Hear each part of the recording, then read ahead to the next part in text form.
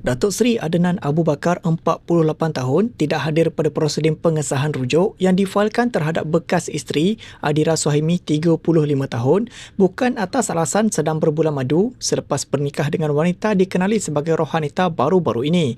Peguam syar'i mewakili Adnan atau Datuk Red, Muhammad Akmal Amzan berkata anak guamnya memaklumkan tidak dapat hadir ke Mahkamah Rendah Syariah Gombak Barat di Rawang pada 9 Julai kerana terikat dengan komitmen kerja. Muhammad Akmal ketika ditemui selepas prosedur di Mahkamah Rendah Syariah Gombak Barat berkata, Red sudah memaklumkan lebih awal mengenai kemungkinan tidak dapat hadir ke mahkamah sebelum mengesahkan perkara itu pagi 9 Julai.